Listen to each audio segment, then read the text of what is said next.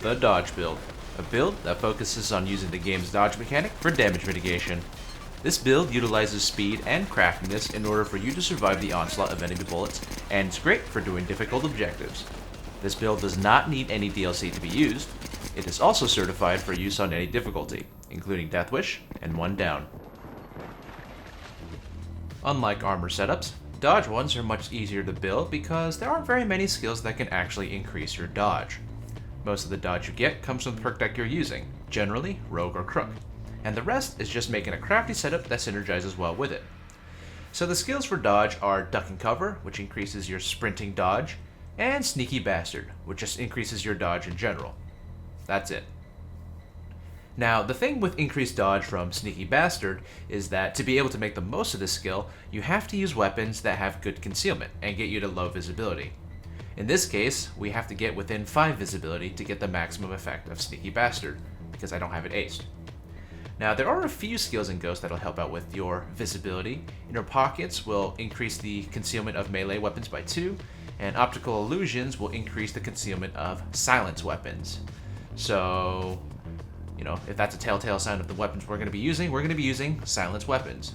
And of course, silence weapons with high concealment, probably not the most powerful weapons in your arsenal. So to help out with that, we've picked up Specialized Killing, which will increase the damage, and we'll also use Low Blow and Unseen Strike for crits. Crits will make any weapon you use in this setup to be very, very powerful, as long as you're within 5 visibility. Now for the rest of Ghost, I also have Parkour Aced and Second Wind Basic.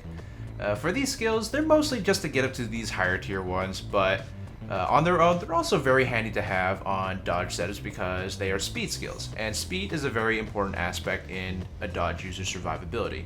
Being able to be fast, sprinting around, dodging bullets, the like. So the Ghost tree had the meat of the build, giving me both survivability and combat proficiency. For the rest of the skills, I'll be looking to beef up my weapons a bit, and pick the usual quality of life stuff that you'll need for higher difficulties. My weapon of choice for this build is going to be an Akimbo SMG primary, so in Fugitive, I'm going to pick up Akimbo Aced. The 50% increase in ammo for a relatively small point investment helps out immensely for self-sustainability. Of course, to get up there, I also have to pick up Equilibrium Basic.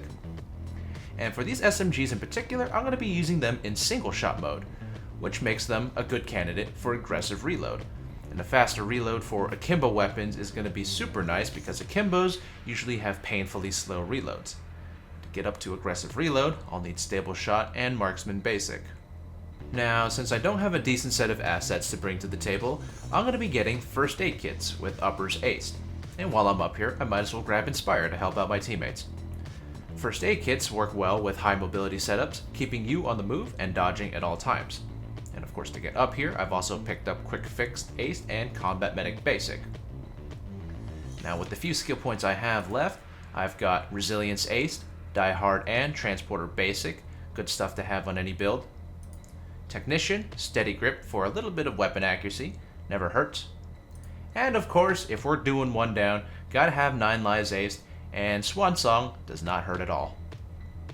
For my perk deck, I'm going to be using the Rogue perk deck. This is the quintessential dodge perk deck, since it gives the player more dodge than any of the other perk decks available. As I mentioned earlier, my weapon of choice today will be the Akimbo SMGs, more specifically the Krinkovs for their high damage and high accuracy. This is modded with the bigger the better suppressor, concealment boost, single fire, aluminum foregrip, AK rubber grip, and the low drag magazine. Now, I know that a few of these mods, specifically the magazine, the grip, and the foregrip, they are DLC mods. Actually, I think single fire is too, but I usually just use single fire just to force myself not to use auto fire because, well, auto fire chews through ammo super fast and it's pretty bad. Okay, anyway, yeah, the foregrip, the grip, and the magazine are DLC mods. So I've picked up a Krinkov that has none of those. Actually, it doesn't have anything else. And for my secondary, I also switched to a 5.7 with the Rotec suppressor and a concealment boost as well. Now, what you have is 7 concealment. You're not getting the full effect of Sneaky Bastard and Low Blow, which you'll need 5 visibility for, not concealment. But as you can see here from the dodge, I have 59. Now, the max you can get is 60, so You're only missing 1 point of dodge, and for your crits, you're not missing much either. It's a very small difference. Most people wouldn't be able to tell, myself included, but you'd be kind of hard-pressed to call this the, ultimate dodge build if you're not getting a full 60. So, a good alternative to the Akimbo Krinkovs is picking up the Akimbo Deagles. Very good concealment, very easy to use without any pistol skills, but since I am using a triple pistol setup now, it would probably be wiser just to use a pistol build, one actually made for pistols. I have one, and it's kind of ready to make for a video and stuff, but that is not the purpose of today. Today is about the dodge, so that is why I'm going to be going with the Krinkovs. For my secondary, I'm going to be using the 5.7 AP pistol, modded with the tin-treated barrel, champion suppressor, accuracy boost, and the micro laser. Now this, in conjunction with the Krinkovs that I showed you earlier, the modded ones, you will be getting a visibility of 4, so you'll be getting the maximum amount of dodge as well as the maximum amount of crits. For my melee, the electrical brass knuckles, my throwable, the doll grenade, deployable sandwich, first aid kit, and armor suit.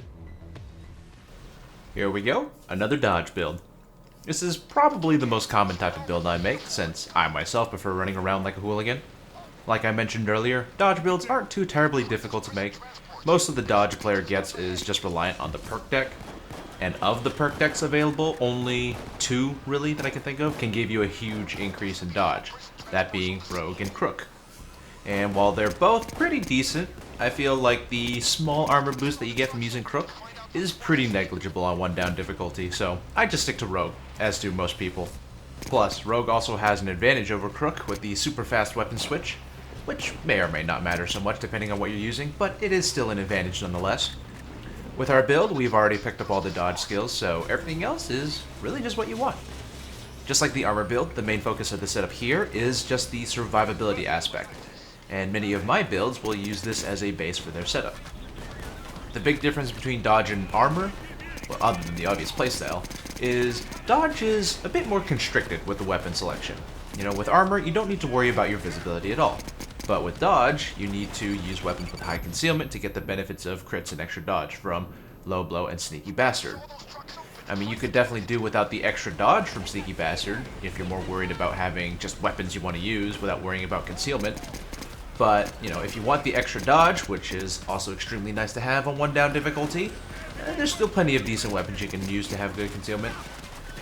The biggest problem with concealment, though, is that the only real way of boosting concealment is just by having lots of mods for different weapons. So for newer players, that's probably pretty difficult to achieve unless you just save up a bunch of Continental coins and buy all the specific mods that you want. I guess in a sense that's another thing that sets these builds apart from armor.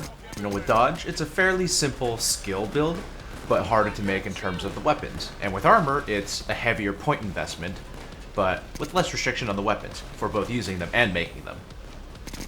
In general, if you're looking for weapons that work well with a high concealment dodge build, things like pistols and SMGs, they work really well, since generally they have high base concealment.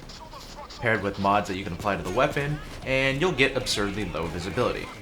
For this reason, I have an Akimbo SMG primary and a pistol for my secondary. I also wanted a build that didn't have a huge focus on a single type of weapon, namely pistols, since, I could have easily gone with Akimbo pistols for my primary. I do have a pistol-specific build that I want to share, but, or rather redo, but that's for another time.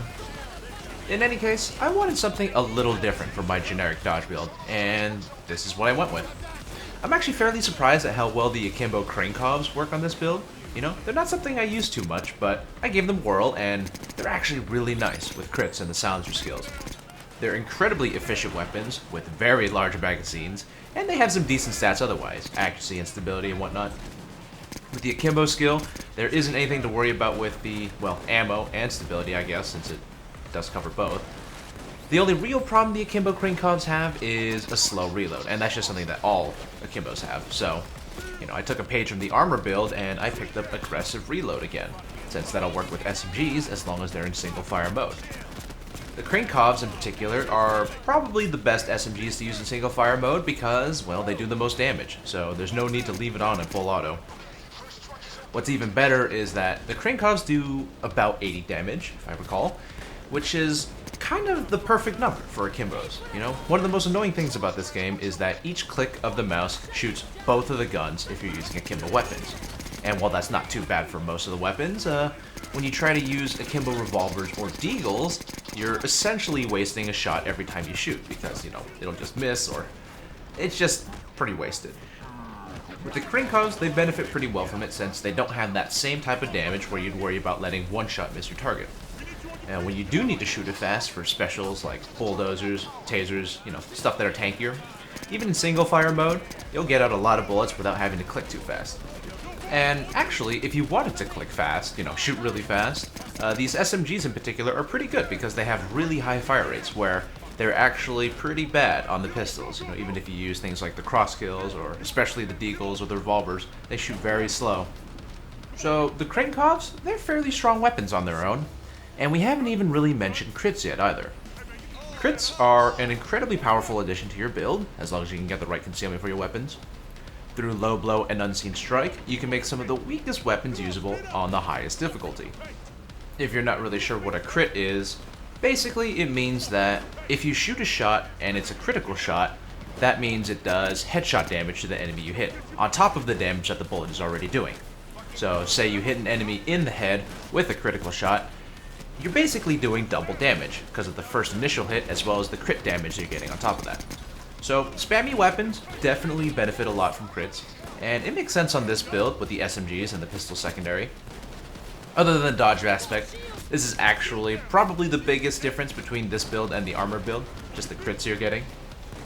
Like I said, crits are generally something you use to make meager weapons more capable, and when you have to worry about concealment, there's actually a lot of weaker weapons that can grant you low visibility, but they won't feel very fun to use in high difficulties because they're so weak. So for the most part with this build, I mainly rely on my primaries. You know, the secondary is more like a utility like it was in the armor build.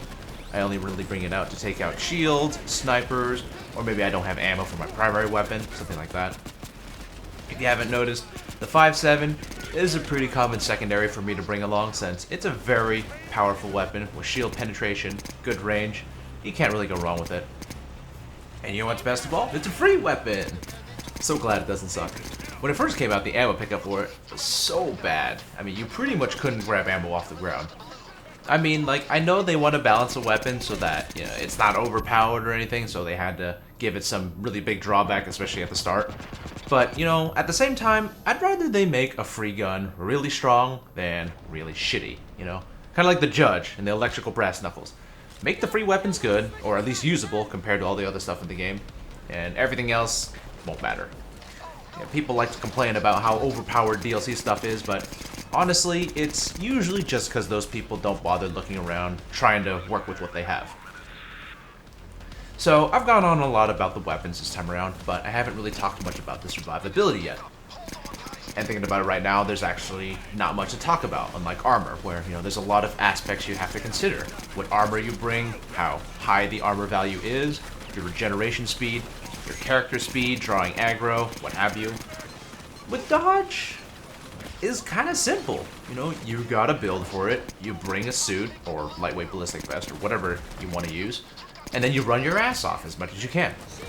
The only really difficult part is just understanding dodge if you're new to the game. And I guess if I were to describe it really quickly, it's just the chance you have of dodging enemy fire.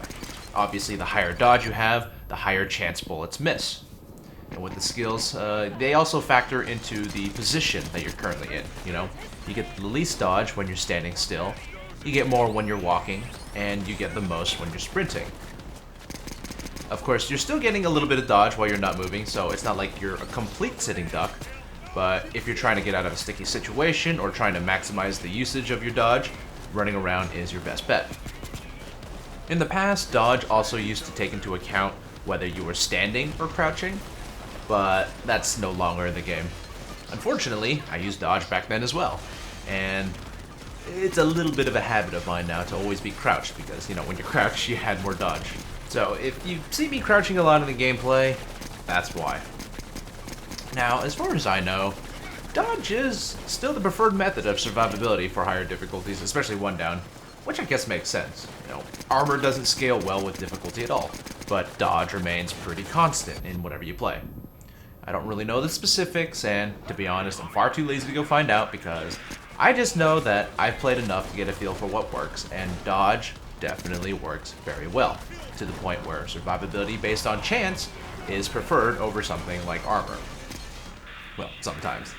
Of course, since sprinting grants you the highest dodge, your strong points for this build are running around like a little bitch, which isn't always a bad thing. Being able to run around the map really fast while being able to stay alive helps you do a lot of objectives that armor users wouldn't be able to reach. If you have to cross open areas or areas with high concentration of enemies, you'll have a decent chance of making it across. This is also great for trying to reach the escape, and your teammates won't be able to, or a final objective for a mission or something. On the flip side, you're not going to be as strong in fortified positions. If you turtle somewhere, which is pretty common for one down, I prefer having an armor setup. It's not to say that dodge is bad for those situations, but since you can't run around and you're still more or less a glass cannon, things like holding out in a small room or trying to do an objective that puts you immobile in front of enemies like fixing a drill, it's not going to be your strong suit. So it pretty much goes without saying that anything dealing with speed and mobility is going to be good for a dodge setup, whether it's using it to survive or actually picking up skills for it as well. I know that normally I grab the speed skills regardless of the build that I'm using, but they're fairly important in this particular setup because your survivability will be relying on it, in a sense. It also pairs really well with Inspire. People dying in hard-to-reach spots, always a bummer, doubly so if they're too far away to get to in time. With dodge and your speed, you can just drop everything you're doing and help out down teammates. I know that for a lot of gamers in general, a dodge playstyle is normally something that goes against the nature of, well, the FPS mentality. We've been conditioned to finding cover when we see a lot of enemies or something like that, and to deal with situations accordingly. While it's not entirely the wrong answer with dodge, your abilities with this setup are extended to make use of exposing yourself and running around like a chicken with its head cut off. So I guess what I'm trying to say is, this build, it definitely requires a little bit of a different playstyle than most people are used to. But it definitely works, and I'd say give it a go and see how you like it.